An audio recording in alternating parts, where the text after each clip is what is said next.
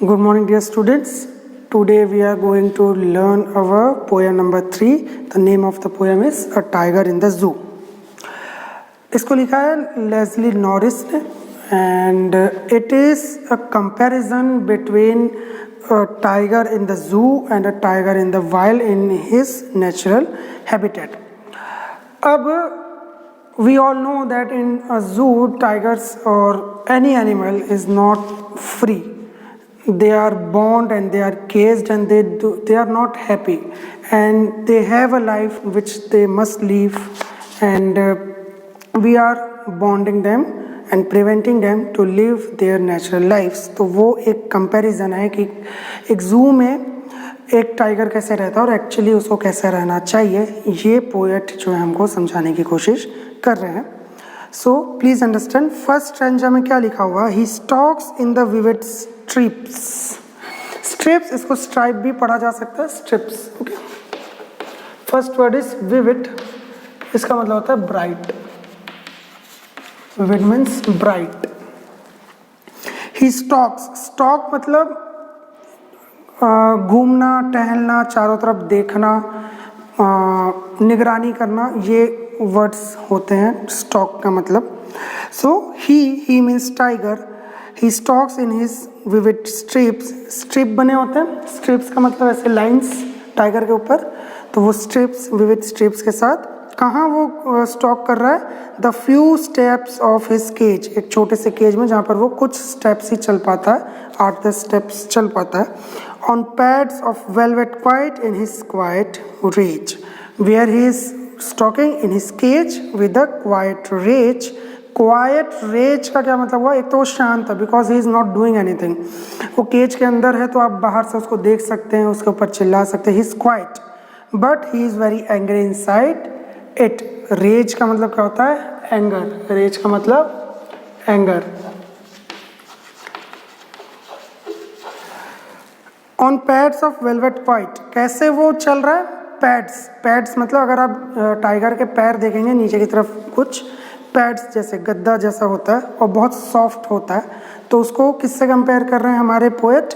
Velvet के pad से. उसके पैर को, क्लॉस को किससे कंपेयर कर रहे हैं? वेलवेट के पैड से. तो पहला स्ट्रैंजा क्या कहता है कि टाइगर अपने विविड स्ट्रिप्स के साथ छोटे से केज में इधर उधर चल रहा है अपने वेलवेट पैड्स पे, और वो शांत है बट अंदर उसके बहुत गुस्सा भरा हुआ है.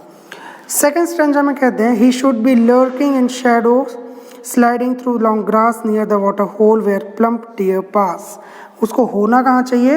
ही शुड बी लर्किंग. लर्किंग मतलब छुप के देखना. लर्किंग मतलब छुपना या छुप कर देखना. कहाँ पे? बड़े बड़े घास के बीच में उसको छुपकर एक तालाब के किनारे किसी बड़े से हिरन को पकड़ते हुए होना चाहिए. पर वो कहाँ है? केज के अंदर है. यहाँ पर डियर के लिए यूज हुआ है plump. Plump means fat. Okay. He should be snarling around houses at the jungle's edge, baring his white fangs with claws, terrorizing the village. यहाँ पर क्या बोल रहे हैं? यहाँ पर ये बताने की भी कोशिश कर रहे हैं कि ह्यूमंस जो है वो एनिमल्स के नेचुरल हैबिटेट के भी बहुत पास आ गए हैं. दैट जंगल के एजेस के पास जो विलेजेस होते हैं, because we cut the forest and we live near the forest, तो वहाँ के विलेजेस में टाइगर को स्नार्ल करना चाहिए. स्नार्लिंग मीन्स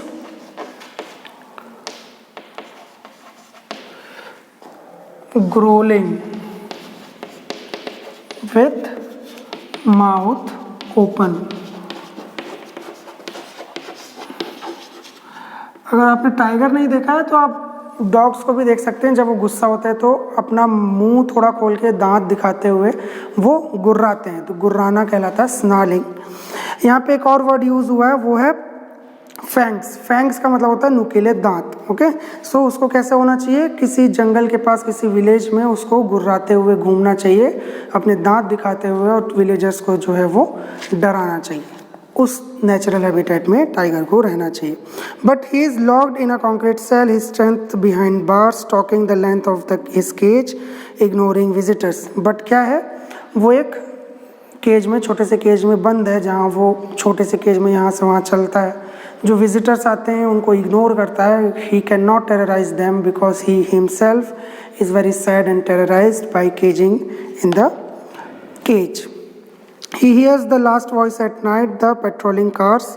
आखिरी जो जू में लास्ट में एक जब बंद होना होता है तो कार्स, बाइक्स या छोटे जूज में पैदल या साइकिल पे जो इंस्पेक्टर है वो पूरा जू इंस्पेक्ट करता है that there is anything wrong और नॉट। तो लास्ट वॉइस बस वो सुनता है कार्स की। And he stares with his brilliant eyes at the brilliant stars. Brilliant eyes means बहुत ही चमकदार, शाइनी आइज के साथ शाइनी स्टार्स को देखता है और बस उसकी लाइफ जो है वो यहीं छोटे से केज में ही ख़त्म हो जाती है। तो यहाँ पर पोएम जो है, पोएट जो है वो पोएम में ये बताने की कोशिश कर रहे हैं कि हमारा जू में जो टाइगर है, जू में या जो भी एनिमल है, उसको रहना बिल्कुल रॉयल तरीके से फ्री रहना चाहिए जैसा उसका नेचुरल बिहेवियर है, but we are embedding him and we are just caging them into the cages, and it is very wrong, and it is the comparison between a real life and the life we gave to the animals. I hope it is clear to you. It is very easy poem. कुछ एक words थे जो थोड़े से tough थे, वो vocabulary मैंने लिख दिए। आई होप यू अंडरस्टूड।